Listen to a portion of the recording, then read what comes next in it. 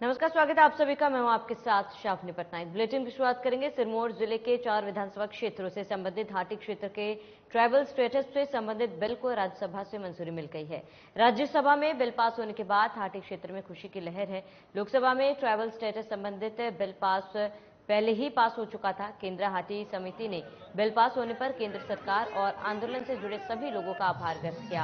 हाटी क्षेत्र को जनजातीय दर्जा मिलने के बाद क्षेत्र के लगभग 2,25,000 लोगों को इससे संबंधित लाभ मिलेंगे। क्षेत्र के लोगों की लगभग 5 दशक पुरानी मांग पूरी होने के बाद क्षेत्र में जश्न का माहौल है।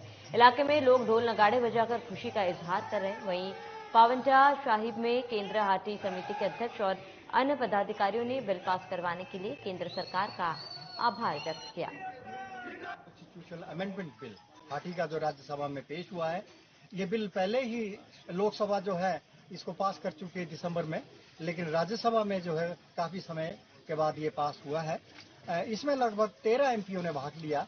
उन माननीय सांसदों का भी मैं बहुत धन्यवाद करना चाहता हूं। और वो माननीय सांसद जो है विशेष रूप से मध्य प्रदेश से थे, कर्नाटका के थे, और जो बाहर के अलग अलग सांसदों ने जो है इस मुद्दे पे, अगर आपने विस्तृत भी बहस सुनी होगी, जिन्होंने भी इस मुद्दे पे बोला, उन्होंने एक बात जरूरी की कि ये जो हाटी समुदाय है, ये बहुत ही इनके साथ भेदभाव हुआ है। ये सारे लोकल पैरामीटर पूरे करते थे 40 वर्ष पहले, लेकिन किसी भी सरकार ने जो इनकी तरफ ध्यान नहीं दिया। आज का दिन बहुत ही ऐतिहासिक दिन है। आज एक ऐसा निर्णय हमारी केंद्र की सरकार ने लोकसभा के बाद राज्यसभा के अंदर आज किया है, जिसकी लड़ाई 4 विधानसभा के लोग, पूरा गिरिपार क्षेत्र पिछले 55 वर्षों से लड़ाई लड़ रहा था।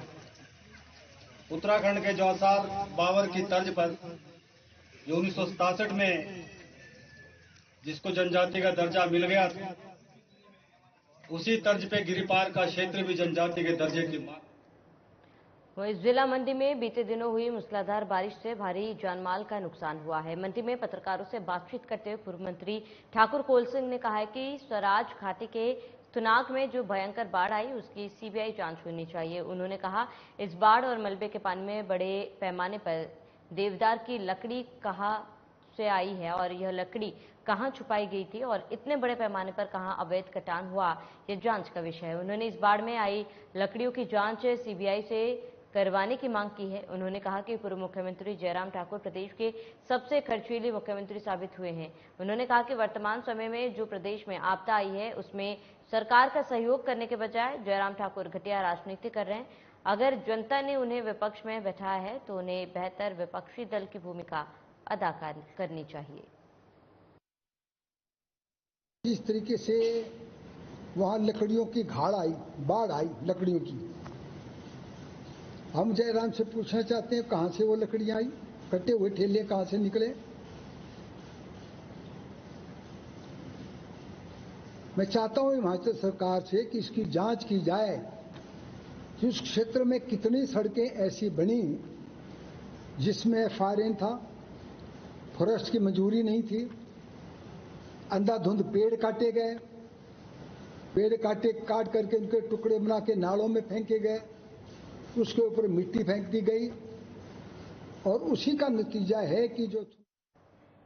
तो शिमला में बीजेपी प्रदेश अध्यक्ष डॉक्टर राजीव बिंदल ने कहा है कि मुख्यमंत्री सुखविंदर सिंह सुक्खू के नेतृत्व में चले कांग्रेस सरकार इतिहास में सदा जनता के साथ छल किए जाने के बारे में ही जानी जाएगी।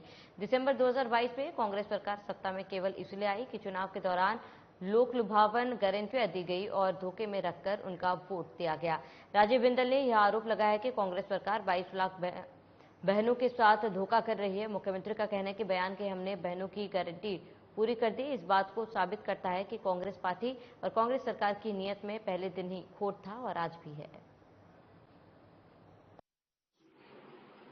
हिमाचल प्रदेश के आम चुनाव में कांग्रेस पार्टी और कांग्रेस पार्टी का हर नेता गली गली जाकर, चौक चौराहे के ऊपर जाकर बड़ी बड़ी गारंटियां दे रहा था। 22 लाख बहनों को गारंटी दी। पहली कैबिनेट से उनके खाते में 1500 रुपए महीना आएगा। कांग्रेस कार्यकर्ताओं ने फॉर्म भरवाए और आज श्री सुखविंदर सिंह सुक्खू के नेतृत्व में बनी कांग्रेस की सरकार अपनी गारंटियों से भागती हुई दिखाई। वहीं हिमाचल प्रदेश इन दिनों आपदा से जूझ रहा है। प्रदेश के कई इलाकों में लगातार हो रही बारिश की वजह से तबाही का मंजर जारी है। इस बीच हिमाचल प्रदेश की राजनीति भी उसी तेजी से बरकरार है। बीजेपी मीडिया प्रभारी करण नंदा ने कांग्रेस नेता कौल सिंह ठाकुर के बयान पर पलटवार किया। उन्होंने कहा कि कांग्रेस नेता सुंदर सिंह और कौल सिंह ठाकुर को सोच समझ के बयानबाजी करनी चाहिए। उन्होंने जिस प्रकार से नेता प्रतिपक्ष जयराम ठाकुर के ऊपर टिप्पणी की है वो निंदनीय है। जो व्यक्ति आपदा के संकट में जनसेवा के कार्य में दिन रात लगा है उस पर इस प्रकार के आरोप लगाना अशोभनीय है। उन्होंने कहा है कि लगता है कि कांग्रेस नेता कौल सिंह ठाकुर को राजनीतिक से संन्यास ले लेना चाहिए। करण नंदा ने कहा है कि इस आपदा की घड़ी में राजनीति कौन कर रहा है वो जगजाहिर है, वो कांग्रेस नेताओं को समझाने की आवश्यकता नहीं। पार्टी हिमाचल प्रदेश का मानना है कि जिस प्रकार कांग्रेस के वरिष्ठ नेता सुंदर सिंह जी और कौल सिंह ठाकुर जी ने नेता प्रतिपक्ष एवं पूर्व मुख्यमंत्री जयराम ठाकुर जी के ऊपर टिप्पणी करी है वह निंदनीय है, तथ्यहीन है। और जिस प्रकार जो आरोप और प्रति आरोप का एक क्रम कांग्रेस पार्टी में चल रहा है वह निंदनीय है, अशोभनीय है। हमारा ये कहना है कि जिस प्रकार से ये बयानबाजी करते हैं ये तथ्यहीन बयानबाजी है। शिमला नगर निगम की मासिक बैठक हंगामे से सराबोर रही। बीजेपी पार्षदों ने शिमला शहर में बीते दिनों हुई पानी की किल्लत को लेकर हाउस के अंदर जबरदस्त हंगामा किया। इस दौरान बीजेपी के पार्षद अपनी कुर्सी से उतरकर जमीन पर बैठ गए और सदन के अंदर ही सत्ता पक्ष के खिलाफ जमकर नारेबाजी करने लगे। इस दौरान बीजेपी पार्षद सरोज ठाकुर ने कांग्रेस शासित शिमला नगर निगम पर पानी के आवंटन को लेकर सौतेला व्यवहार करने का आरोप लगाया। वहीं ढली वार्ड से बीजेपी पार्षद कमलेश मेहता ने कांग्रेस शासित नगर निगम पर पानी के आवंटन पर वीआईपी ट्रीटमेंट देने का आरोप लगाया है। बिल्कुल सही है कि आज पानी को लेके हम सभी लोगों ने अंदर प्रोटेस्ट किया और इसका मेन कारण यही था कि पिछले 1.5 महीने से जो शिमला शहर की जनता है वो पानी के लिए त्राही कर रही है, पानी नहीं मिल रहा है। और जैसा कि हमने पेपरों के माध्यम से प्रेस के थ्रू ही ये पढ़ा था कि कुछ एक वार्ड हैं जिनमें टूटू मजियाट का नाम आ रहा था कि 8वें और 9वें दिन वहां पे पानी आ रहा है। तो इसी चीज को लेके और पानी के मुद्दे को लेके हमने एक प्रेस वार्ता की थी। तो वहां के जो पार्षद हैं उनका कहना था कि हमारे वार्ड में जो है वो पानी की कोई समस्या नहीं है, पानी प्रॉपर तरीके से आ रहा है। अगर वहां पे ये चीज है कि वहां पे पानी आ रहा है 3rd या 4th, तो या तो प्रेस वालों ने गलत दिया है कि वहां 8th या 9th डे पानी आ रहा है, और ये मेरे भी नॉलेज में था क्योंकि वहां के लोगों के जो वहां की पहले के पार्षद हैं उनके थ्रू भी ये हमारे को फोन पे जानकारियां मिल रही थी कि वहां जो है 8th और 9th डेज पानी आ रहा है। नहीं, मैंने खुद फोन नहीं किया था, मेरे वार्ड से किसी ने पानी के लिए फोन किया तो उनको वहां से जवाब आता है कि हम पहले वीआईपी को पानी देंगे, अगर पानी बचेगा उसके बाद हम आपको देंगे। उसके बाद मैंने इनको एक सोशल मीडिया में पोस्ट डाली कि मेरे लिए मेरी पब्लिक ही वीआईपी है और हमें बेशक मुझे मत दो पानी, लेकिन मेरी पब्लिक को पानी मिलना चाहिए। और हमारा एरिया ऐसा है जहां टैंकर नहीं जा सकता है और घरों में बुजुर्ग लोग होते हैं वो कहां बाल्टी उठा के जाएंगे। तो मेरा यही क्वेश्चन था कि वीआईपी कोई नहीं है, वीआईपी पब्लिक। कुल्लू में यूनिवर्सल टीकाकरण कार्यक्रम को डिजिटल बनाने की कवायद शुरू हो चुकी है। इसके तहत आज क्षेत्रीय अस्पताल कुल्लू के सभागार में स्वास्थ्य कर्मियों को यूविन पोर्टल का प्रशिक्षण दिया गया। आगामी अगस्त माह से यूविन प्लेटफॉर्म के माध्यम से गर्भवती महिलाओं और बच्चों के टीकाकरण, पंजीकरण, टीके से संबंधित जानकारी आसानी से मिल जाएगी। साथ ही टीकाकरण की तारीख पास आने पर मोबाइल पर मैसेज भी आएगा।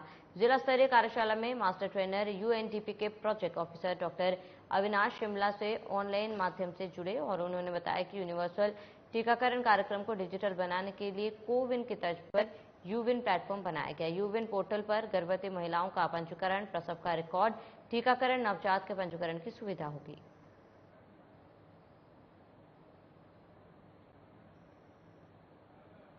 मिशन इंद्रधनुष जो है उसके तहत आज ट्रेनिंग उसके तहत जितने भी हमारे पास अंडर इम्यूनाइज्ड और जो अनइम्यूनाइज्ड प्रेग्नेंट मदर्स हैं, बच्चे हैं, उन बच्चों को आइडेंटिफाई करना है। और ये 3 फेजेज में होगा। एक 7 दिन अगस्त में, 7 दिन सितंबर में और 7 दिन अक्टूबर में। उसके तहत ये अगर हम यूविन की बात करें तो इसमें 2 चीज़ें इन्वॉल्व है। एक हमारा कोल्ड चेन पॉइंट, और दूसरा हमारा जो इन्वॉल्व है हिमाचल प्रदेश में आई प्राकृतिक आपदा ने पर्यटन इंडस्ट्री की कमर तोड़ दी है। होटल में 1 से 2% बुकिंग रह गई, जबकि तबाही के बाद अब हालात सामान्य भी होने लगे। लेकिन पर्यटक हिमाचल प्रदेश में आने से अभी भी डर रहे हैं, क्योंकि आपदा के कारण हिमाचल की छवि को काफी नुकसान हुआ। पर्यटन कारोबारियों ने हिमाचल में पर्यटन को पटरी पर लाने के लिए कदम उठाने की मांग की। Tourism industry stakeholder association Himachal के अध्यक्ष महेंद्र सेठ ने कहा है कि कोविड के समय जिस तरह से हिमाचल प्रदेश की पर्यटन इंडस्ट्री को नुकसान हुआ था, उसी तरह का ही नुकसान इन मानसून में हुआ है। वहीं मुख्यमंत्री के प्रधान मीडिया सलाहकार नरेश चौहान ने कहा है कि प्राकृतिक आपदा से हिमाचल को भारी नुकसान हो गया और पर्यटन कारोबार को भी भारी आघात हुआ। देश के जीडीपी में बहुत बड़ा योगदान पर्यटन का 7.6 के करीब जो कंट्रीब्यूशन है, ये एक बहुत बड़ी इंडस्ट्री है और इसके साथ बहुत सारे लोगों का रोजगार जुड़ा हुआ है, चाहे वो पर्यटन व्यवसाय से सीधे तौर पे जुड़े हो या इनडायरेक्ट तौर पे। वो होटल वाले हो सकते हैं, वो होम स्टे वाले हो सकते हैं, टैक्सी वाले लोग हो सकते हैं, और रेस्टोरेंट्स वाले हो सकते हैं, फोटोग्राफर्स हो सकते हैं। बहुत बड़ी चेन है और पूरे देश से भी और विदेशों से भी पर्यटक हिमाचल प्रदेश आता है। इससे एक बहुत बड़ा रोजगार और साथ में सरकारी रेवेन्यू भी जीडीपी में कंट्रीब्यूशन था। टूरिस्टों को कहाँ जा सकते हैं उसके बारे में एक प्रॉपर इन्फॉर्मेशन मिलती रहे, ताकि जो टूरिस्ट अपना प्लान करना चाहते हैं वो प्लान करें। और हमें सबसे बड़ा फियर ये है कि जो सितंबर अक्टूबर में जो दुर्गा पूजा सीजन लगता है, उसमें जो है बहुत सारे टूरिस्ट जो है वो प्लानिंग करके आते हैं, एडवांस बुकिंग्स में आते हैं। तो जब उनको रोड्स की सर्टेनिटी का नहीं पता होगा तो वो उससे डेंट पहुंचेगा, उससे हम लोगों को भी नुकसान होगा और सरकार को भी जो है रेवेन्यू का लॉस होगा। तो ये एक बड़ा जरूरी है कि जो भी रोड कंडीशन है उसके ऊपर पूरा जो है डेली बेसिस के ऊपर जो है बुलेटिन दी जाए, ताकि जो टूरिस्ट अपना प्लान कर रहे हैं फ्यूचर टू कम इन सितंबर अक्टूबर। हिमाचल में इस बार मानसून कहर बनकर बरस रहा है। इससे जान और माल का रिकॉर्ड तोड़ नुकसान हो चुका है। चिंता इस बात की है कि अगले 1 अगस्त तक भी बारिश से राहत के आसार नहीं। मौसम विज्ञान केंद्र शिमला ने आज और कल के लिए भारी बारिश का ऑरेंज अलर्ट जारी किया।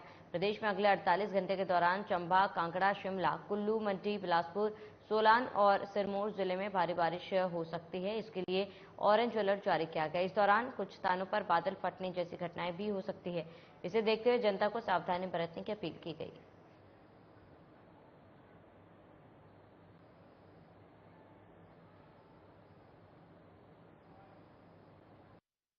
तीन दिन तो ऑरेंज अलर्ट रहेगा और heavy to very heavy rainfall होने की संभावना भी है 1-2 जिलों में। उसमें शिमला, सिरमौर, सोलन, मंडी, कांगड़ा, हमीरपुर, चंबा और बिलासपुर, इन जिलों में मॉडरेट टू हैवी रेनफॉल होने वाला अगले 3 दिन। तो अभी बिल्कुल रिलीफ नहीं मिलेगा रेनफॉल से, जो बारिशें चल रही हैं बिल्कुल कंटिन्यू करेंगी। उसके बाद 29 के आसपास कुछ कमी आएगी रेनफॉल में। अगले 3 से 4 दिन फिर बारिश कम होगी, तो 3 अगस्त तक ये संभावना है कि कुछ बारिशों में कमी आएगी। और चलिए इसके साथ इस बुलेटिन में फिलहाल में इतना देश प्रदेश के तमाम बड़ी खबरों के लिए बने रहे हमारे साथ।